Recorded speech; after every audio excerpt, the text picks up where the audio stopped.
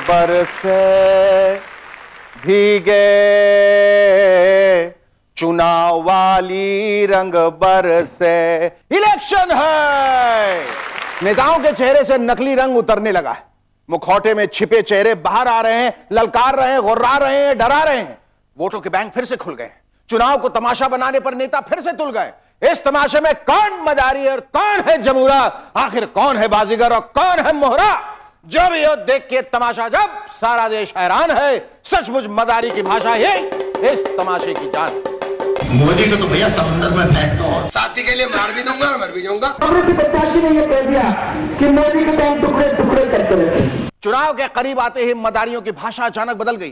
कल तक जो कॉमेडी दिखा रहे थे वो अचानक डराने लगे। ललकार, चीत्कार, हुंकार, फुंकार। अब बस भी करो यार। नरेंद्र मोदी से कौन लड़ेगा? इमरान हम लड़ेंगे जो ठोक होते जो मंदिर में आते हैं। ये चुनाव सम्मान का चुनाव है, अपमान के बदले का चुनाव है। हमारा आप छोटे बड़े भाई हैं, हम कुत्ते के बच्चे हैं। आप अब टुकड़े किसके होंगे वो तो इस चुनाव के बाद अपने को देखने को मिलेगा। हम धम धड़म धड़ैया रे, सबसे बड़े लड़ैया रे, ओमकारा रे ओमकारा।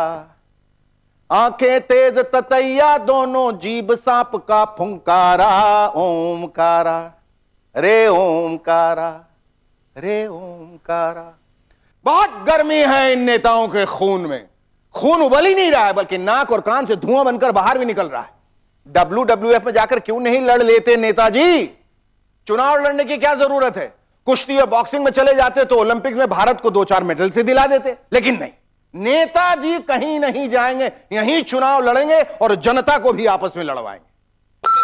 होते जो मंदिर में आते हैं। मोदी जी प्रधानमंत्री बनाओगे तो दूसरे ही समझना, मुल्ला मुलायम की सरकार अपने आप गिर जाएगी। भड़काऊ और बेहूदगी की हद पार करने वाली बयानबाजी का सिलसिला इस इलेक्शन में कहां से शुरू हुआ, यह शोध का विषय है। लेकिन क्रेडिट देश की सबसे सेक्युलर पार्टी को उतना ही जाता है जितना सबसे बड़ी राष्ट्रवादी पार्टी को। साइकिल सवार समाजवादी नेताजी से दामन छुड़ाकर कांग्रेस में आए इमरान मसूद ने सीधे बीजेपी के प्रधानमंत्री पद के दावेदार नरेंद्र मोदी को ललकार दिया। ललकारा ही नहीं, बल्कि जान से मारने की धमकी भी दे दी। गाली हो या कत्ल की धमकी, क्या फर्क पड़ता है? यह भारत का चुनाव है, यहां सब चलता है। नरेंद्र मोदी से कौन लड़ेगा? इमरान हम लड़ेंगे जो ठोक। वो गुजरात समझ रहा 4% मुसलमान है गुजरात में, यहाँ 42% मुसलमान है। यहाँ गुजरात बयान देकर मसूद साहब तो चले गए हवाखोरी करने जेल, लेकिन असली बवाल तब हुआ जब कट्टर जोश नहीं, युवा सोच वाले राहुल गांधी मसूद की बेगम साहिबा के साथ एक मंच पर नजर आए। सहारनपुर में मसूद के लिए वोट मांगते। कुछ महीने पहले यहां के प्रत्याशी ने विपक्ष के बारे में कठोर शब्द प्रयोग किए। ये कांग्रेस पार्टी का तरीका नहीं। राहुल गांधी ने कहा, भैया मसूद ने यह बयान समाजवादी पार्टी में रहते दिया था, कांग्रेस का इससे कोई लेना देना नहीं है। भाई वाह, बहुत खूब। पहले इमरान मसूद साहब कट्टर सोच थे, अब युवा जोश है। यही तो खासियत है कांग्रेस की, जिसे अपनाती है धो पोंछ के चमका देती है, दागी से एकदम त्यागी बनाती है। तो देखिए जरा, त्यागी बने इमरान मसूद साहब के तेवर। जेल से ताजा ताजा छूटने के बाद किस तरह का अंदाज है इनका। इसे कहते हैं कट्टर सोच नहीं, युवा जोश। और मैं इन चीजों से, धमकियों से डरता नहीं हूं, ना इन धमकियों से डर करके मैं खामोश बैठूंगा। नरेंद्र मोदी पर जहर की खेती का इल्जाम लगाने वाली सोनिया गांधी पहुंच गई जामा मस्जिद के शाही इमाम बुखारी के पास। इमाम साहब, आपके बागीचे में जो हरी हरी सेक्युलर वोट की फसल लहलहा रही है वो बहुत अच्छी है, क्या हमें मिल सकती है? इमाम साहब ने फरमाया, क्यों नहीं मोहतरम, आपके लिए तैयार की है वोट की फसल, जितनी चाहें काट ले।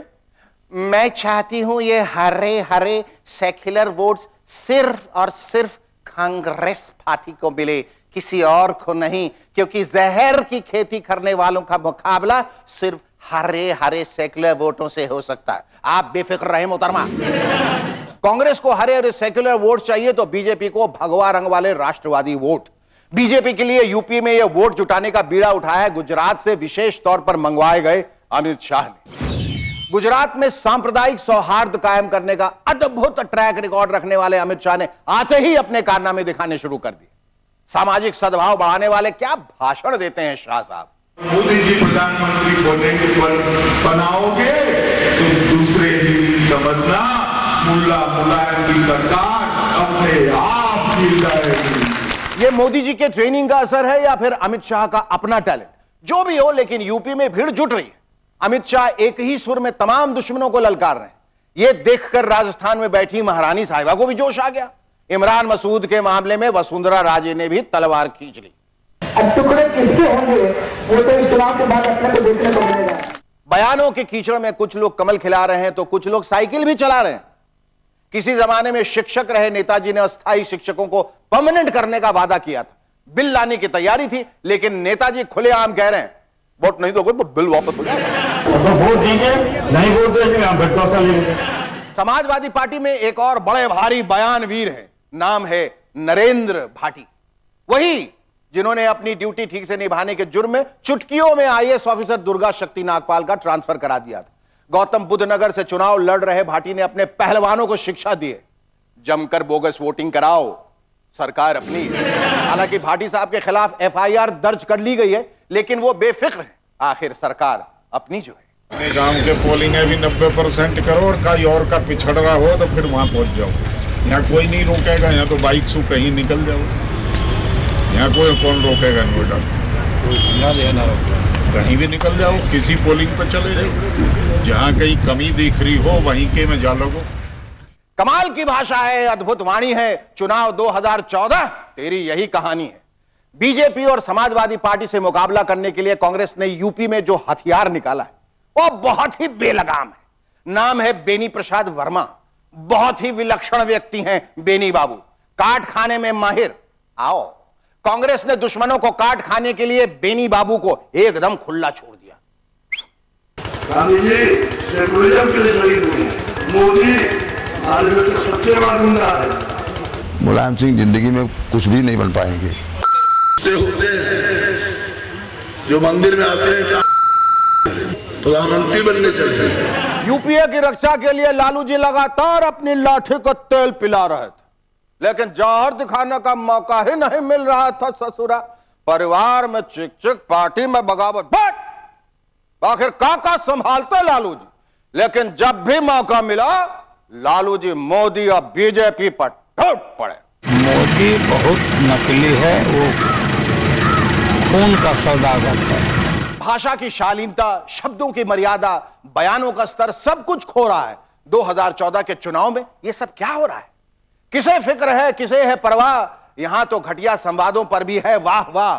बेलगाम बयानबाजी और निजी हमले आम हैं। बिना सोचे समझे चोट करना हर नेता का काम है। एक तरफ फोन टैपिंग, दूसरे तरफ पुलिस महिलाओं के पीछे दौड़ रही है, तीसरे तरफ पोर्नोग्राफिक फिल्म चल रही है, चौथी तरफ मंत्री रेप कर रहा है और उधर पोस्टर लगा है महिलाओं को शक्ति दो। शहजादे जी जरा जवाब दो,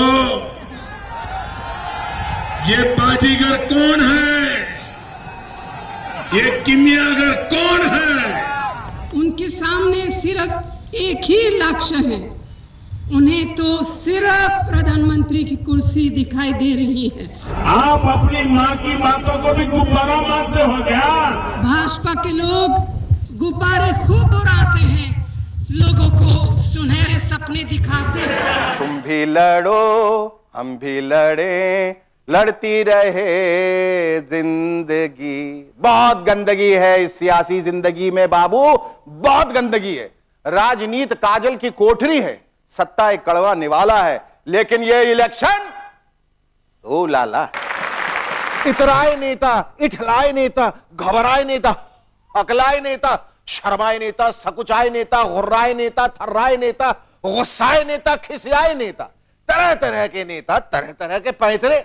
आज के नेताओं की एक नई किस्म बाजार में, यह नस्ल है खिसियाए नेताओं की। हालात से मजबूर इन नेताओं का गुस्सा 7वें आसमान पर है। इन्हें देखकर एक नया मुहावरा चल पड़ा है। खिसियाए नेता खंबा चढ़े। चुनावी मौसम में नेताओं को चने के झाड़ पर चढ़ना आम बात होती है, लेकिन नेता आजकल खंबा चढ़ने लगे। ताजा मामला है वडोदरा से कांग्रेस के उम्मीदवार मधुसूदन मिस्त्री का। पूरा वडोदरा आजकल मोदीमय है। हाल यह है कि मिस्त्री साहब को अपना पोस्टर लगाने के लिए जगह तक नहीं मिल रही। बेचारे मिस्त्री करते तो क्या करते, इतना खिसियाए कि खुद ही खंबा चढ़ गए, खंबा उखाड़ के। हाँ जी।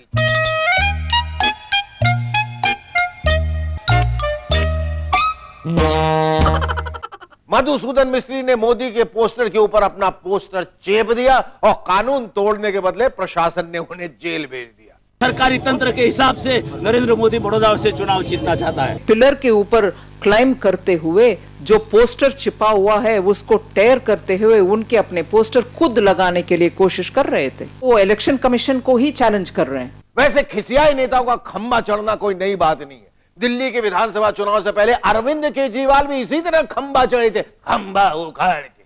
खिसियाए नेता खंबा चढ़े। बिजली बिल को लेकर कांग्रेस से नाराज केजरीवाल ने कटे हुए बिजली के कनेक्शन जोड़ के मतदाताओं से अपने कनेक्शन जोड़ लिए थे, लेकिन वडोदरा में कहानी उल्टी नजर आ रही है। वहां तो मधुसूदन मिस्त्री की पतंग हत्थे से कटती दिखाई दे रही है।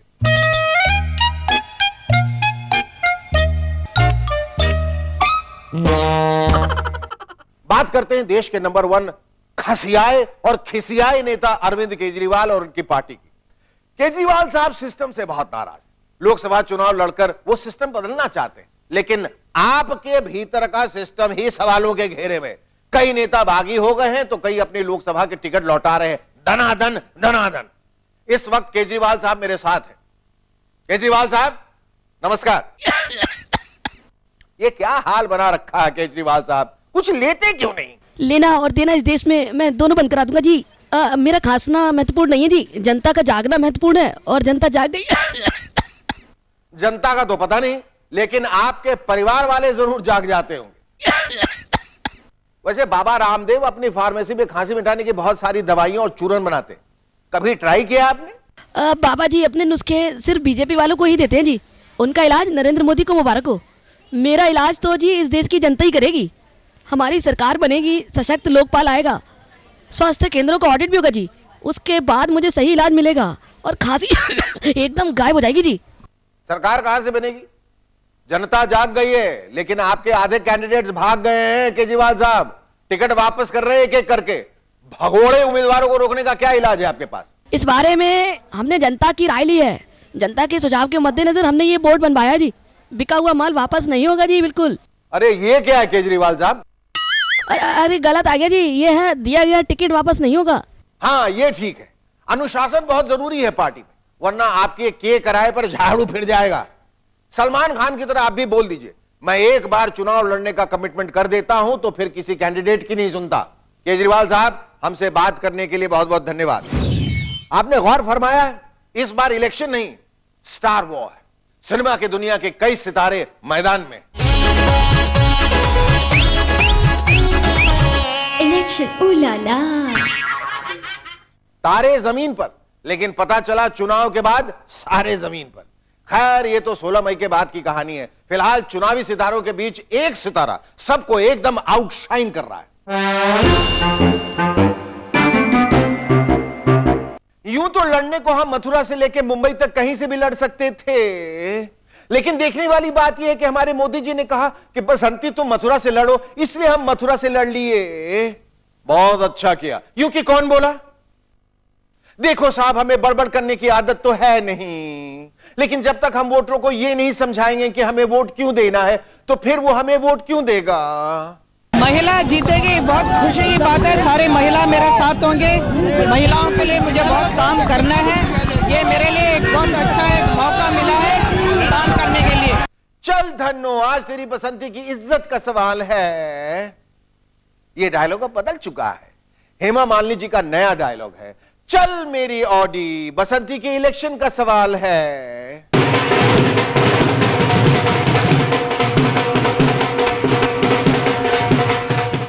ऑडी सवार बसंती के साथ वीरू नहीं है, लेकिन आजू बाजू है कई बाउंसर्स। गब्बर यहां नहीं है, लेकिन चुनावी माहौल में न जाने कितने सांभा और कालिया इधर उधर घूम रहे हैं। सिक्योरिटी तो चाहिए ही। जनता के बीच में जाएंगे लेकिन खड़ा हिफाजत के साथ जाएंगे। मथुरा में हेमा मालिनी को चुनौती दे रहे हैं राष्ट्रीय लोकदल के उम्मीदवार चौधरी अजित सिंह के चश्मो चराग जयंत चौधरी। मुकाबला तगड़ा है और इस मुकाबले को और रोमांचक बनाने के लिए मैदान में पहुंच चुके हैं यारों की यार अजित सिंह के नए वफादार अमर सिंह। हेमा जी को खूब ये देखने की चीज है। क्या बात है अमर सिंह साहब, इसे कहते हैं नमक हलाली का सबूत पेश करना। अमर सिंह ने कहा हेमा जी देखने की चीज है। अब हेमा जी भी ये कह सकती थी अमर सिंह सुनने की चीज है। यकीन न हो तो YouTube पर चले जाइए। यारा सीडी सीडी बिरह की रात का जलना, यारा सीडी सीडी, यारा सीडी सीडी। बहुत कर्णप्रिय है अमर ऑडियो कथा, लेकिन स्वप्न सुंदरी ने यह सब कुछ नहीं कहा। शायरे आजम के कटाक्ष का जवाब दिया एकदम हौले से। हमारे अच्छे मित्र भी हैं, अभी वो राजनीति में उनको ये सब करना पड़ता है, बड़ा दुख होता है मुझे। मैं और कुछ नहीं बोलना। फिल्म इंडस्ट्री में खान वॉर है तो बिहार में पासवान वॉर। दो पासवान मैदान में, एक दूसरे के खिलाफ नहीं, एक दूसरे के साथ। एक परिवार में 2 सितारे, लेकिन गर्दिश में थे दोनों के तारे। पिताजी को यूपीए उनकी मर्जी के मुताबिक सीटें देने को तैयार नहीं थी, बेटे को कोई फिल्म देने को तैयार नहीं था।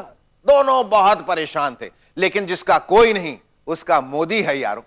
बहुत दम है नमो मंत्र में, एकदम ठीक कहते हैं बाबा रामदेव। नमो नमो नमो नमो। नमो मंत्र के सहारे पासवान की लोक जनशक्ति का बेड़ा पार हो रहा है। उधर नमो नमो का जाप करते हुए हीरे के दिल और सोने के शरीर वाले बॉप्पीदा भी चुनावी मैदान में कूद पड़े हैं। बॉप्पीदा पश्चिम बंगाल की श्रीरामपुर सीट से बीजेपी की टिकट पर मैदान में है।